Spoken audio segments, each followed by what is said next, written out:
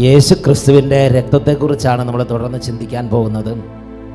നമുക്ക് വേണ്ടി കുരിശിൽ മരിച്ച യേശു ക്രിസ്തുവിൻ്റെ അത്ഭുതകരമായ രക്തം, യേശു ക്രിസ്തുവിൻ്റെ പീഡാസഹനം, യേശു ക്രിസ്തുവിൻ്റെ കുരിശുമരണം, യേശു ക്രിസ്തുവിൻ്റെ ശരീരത്തിൽ അവിടുന്ന് ഏറ്റുവാങ്ങിയ അടിപ്പിണരുകൾ.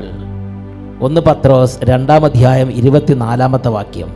നമ്മുടെ പാപങ്ങൾ സ്വന്തം ശരീരത്തിൽ വഹിച്ചുകൊണ്ട് അവൻ കുരിശിലേക്ക് കയറി. അത് നാം പാപത്തിന് മരിച്ച് നീതിക്കായി ജീവിക്കേണ്ടതിനാണ്. അവൻ്റെ മുറിവിനാൽ നിങ്ങൾ സൗഖ്യമുള്ളവരാക്കപ്പെട്ടിരിക്കുന്നു. എൻ്റെ പ്രിയപ്പെട്ട സഹോദരങ്ങളെ, യേശു ക്രിസ്തുവിൻ്റെ ശരീരത്തിലേറ്റ അടിപിണരുകളുടെ യോഗ്യതയാൽ നിങ്ങൾ സൗഖ്യം പ്രാപിച്ചു കഴിഞ്ഞു. അവൻ്റെ തിരുരക്തത്താൽ നിങ്ങളുടെ പാപത്തിൻ്റെ ആധിപത്യങ്ങൾ നിർമ്മാർജ്ജനം ചെയ്യപ്പെട്ട് കഴിഞ്ഞു.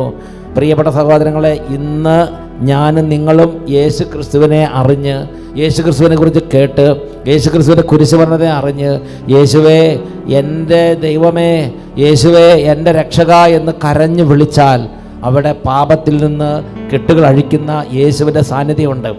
രോഗത്തിൽ നിന്ന് സുഖപ്പെടുത്തുന്ന യേശുവിൻ്റെ സാന്നിധ്യമുണ്ട്. കത്തോലിക്ക സഭയുടെ ശുശ്രൂഷയിൽ, ക്രിസ്തുവിൻ്റെ സഭയുടെ ശുശ്രൂഷയിൽ ഇവിടെ ശുശ്രൂഷ ചെയ്യുന്നവരെന്തെങ്കിലും മാജിക്കോ എന്തെങ്കിലും മാന്ത്രിക ശക്തികളോ അല്ല. ആരുടെ നാമമാണോ പ്രകീർത്തിക്കുന്നത്, ആ യേശു ക്രിസ്തു എന്ന നാമം, അല്ലെങ്കിൽ ആരുടെ നാമത്തിലാണോ രക്ഷ വാഗ്ദാനം ചെയ്യപ്പെട്ടിരിക്കുന്നത്, ആ യേശു ക്രിസ്തു എന്ന വ്യക്തിയുടെ ശരീരത്തിലേറ്റ പാടുപീഡകളുടെ യോഗ്യത, അവൻ്റെ മുറിവുകളുടെ യോഗ്യത, അവൻ്റെ പീഡാസഹനത്തിൻ്റെ യോഗ്യതയാലാണ് സൗഖ്യങ്ങൾ സംഭവിക്കുന്നത്. അവൻ്റെ പീഡാസഹനത്തിൻ്റെ യോഗ്യതയാലാണ് പാപങ്ങൾ ക്ഷമിക്കപ്പെടുന്നത്. അവൻ്റെ പീഡാസഹനത്തിൻ്റെ യോഗ്യതയാലാണ് രക്ഷ കരഗതമാകുന്നത്. ഞാൻ ഓർക്കുന്നുണ്ട്, ചന്ദ്രൻ എന്ന് പറഞ്ഞൊരു ആൾ ഇവിടെ വന്നു. ആ ചന്ദ്രൻ പറഞ്ഞൊരു കാര്യമുണ്ട്. അദ്ദേഹത്തിന് 25 വർഷമായിട്ട് രോഗമുണ്ട്. ആ രോഗം മാറുന്നില്ല. അപ്പോൾ അടുത്തുള്ളൊരു വേറൊരു സഹോദരി പറഞ്ഞു, ഞാൻ യേശുവിനെ ആരാധിക്കാൻ പോവുകയാണ്. ചന്ദ്രൻ വരുന്നോ? ചന്ദ്രൻ പറഞ്ഞു, ഞാൻ ഇത്രയും കാലമായിട്ട് യേശുവിനെ കുറിച്ച് കേട്ടിട്ടില്ല. എന്നാൽ നീ പറഞ്ഞു യേശു ഉണ്ട്, ഞാൻ വരാം. അങ്ങനെ ചന്ദ്രൻ അവിടെ നിന്ന് പുറപ്പെട്ടു. യേശുവിനെ ആരാധിക്കുന്ന അട്ടപ്പാടിക്ക് വേണ്ടി പോന്നു. അട്ടപ്പാടി വന്നു. അപ്പോൾ എന്താണ് യേശുവിനെ ആരാധിക്കുന്നത്, എവിടെയാണ്? അപ്പോൾ ആ സഹോദരി പറഞ്ഞു, ഇവിടെ യേശുവിൻ്റെ കുരിശിൻ്റെ വഴിയുണ്ട്. യേശുവിൻ്റെ പീഡാസഹനങ്ങളെ ഓർത്ത് ഈ കുരിശിൻ്റെ വഴി കൂടെ നടന്നാൽ മതി. ചന്ദ്രൻ ജീവിതത്തിൽ യേശു വരും. ആ ചന്ദ്രൻ അത് വിശ്വസിച്ചു. കാലൊക്കെ വയ്യ, ശരീരം കൊണ്ട് വേദനയുണ്ട്, പ്രായം വളരെയായി. എന്നാലും ശരിയ, ചന്ദ്രൻ മറ്റു പലരെയും പോലെ അഹംഭാവം വഹിച്ചില്ല. ചന്ദ്രൻ കഷ്ടപ്പെട്ട് ആ കുരിശിൻ്റെ വഴികളിലൂടെ നടന്നു. അങ്ങനെ 14 സ്ഥലവും പൂർത്തിയാക്കി. അവസാനം ചെന്നപ്പോൾ കുരിശിൽ കിടക്കുന്ന യേശുവിനെയാണ് അവിടെ കണ്ടത്. ആ യേശുവിലേക്ക് നോക്കി യേശുവേ കരഞ്ഞു. ചന്ദ്രൻ പറയാണ്, 25 വർഷമായി കാലിലുണ്ടായിരുന്ന ആണി, 25 വർഷമായി കാലിലുണ്ടായിരുന്ന ആണി. ചന്ദ്രൻ കുരിശിൻ്റെ വഴി കഴിഞ്ഞ് നോക്കുമ്പോൾ, താഴെ വന്ന് നോക്കുമ്പോൾ, ഗ്രൗണ്ടിൽ വന്ന് നോക്കുമ്പോൾ, തരി പോലൊരു പാടുപോലും ഇല്ലാതെ കാല് സൗഖ്യം പ്രാപിച്ചിരിക്കുന്നത്, യേശു ഇടപെട്ടത്, യേശു അടുത്ത് വന്നത് ചന്ദ്രൻ അറിഞ്ഞ്. ആ അനുഭവം നമുക്കൊന്ന് ശ്രദ്ധിക്കാം. അപ്പച്ചന് വേണ്ടിയാണ് ഞാൻ സാക്ഷ്യം പറയുന്നത്. അപ്പച്ചന്റെ പേര് ചന്ദ്രൻ, പറപ്പൂര്, തൃശ്ശൂർ നിന്നാണ് വരുന്നത്. തൃശ്ശൂര്, പറപ്പൂര് ദേശം.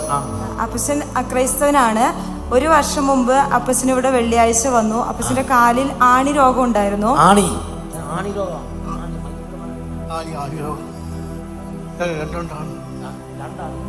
25 വർഷമായിട്ടുള്ള ആണി രോഗമായിരുന്നു. 25 വർഷം ആണി രോഗം ഉണ്ടായിരുന്നു എനിക്ക്. 25 വർഷമായി അപ്പച്ചന്റെ കാലിൽ ആണി രോഗം. അപ്പച്ചൻ വണ്ടിയിലിരുന്നപ്പോൾ ഒരു ചേച്ചിക്ക് ഇതുപോലെ ആണി രോഗം ഉണ്ടായിട്ട് കൽപ്പാതയില് ചെരുപ്പില്ലാതെ നടന്നപ്പോൾ മാറിയെന്ന് പറഞ്ഞു കേട്ടു. അങ്ങനെ അപ്പച്ചൻ ആദ്യത്തെ പ്രാവശ്യം ചെരുപ്പിടാതെ നടക്കാൻ സാധിക്കാത്തതുകൊണ്ട് ചെരുപ്പിട്ട് കൽപ്പാതയിൽ പോയി പ്രാർത്ഥിച്ചു. 2ാം പ്രാവശ്യവും 3ാം പ്രാവശ്യവും അപ്പച്ചൻ ചെരുപ്പില്ലാണ്ട് ഈ ആണിയുള്ള കാല് വെച്ച് ചെരുപ്പില്ലാതെ കയറി കുരിശിന്റെ വഴി. അതെ, 3ാം പ്രാവശ്യം ചെരുപ്പില്ലാതെ കുരിശിന്റെ വഴി ചെല്ലി പ്രാർത്ഥിച്ച് കൽപ്പാതയിൽ ചെന്ന് തിരിച്ചു വരുമ്പോൾ അപ്പച്ചന്റെ ആണിരോഗം പൂർണ്ണമായി സൗഖ്യപ്പെട്ടു. അതിന്റെ മാർക്കില്ല, എവിടെയെന്ന് അറിയുന്നില്ല. ആ സ്ഥലം എവിടെയെന്ന് അറിയുന്നില്ല. പാടുപോലും ഇല്ല. യേശുവേന്ന് ഞാൻ വിശ്വസിക്കുന്നു. യേശുവേ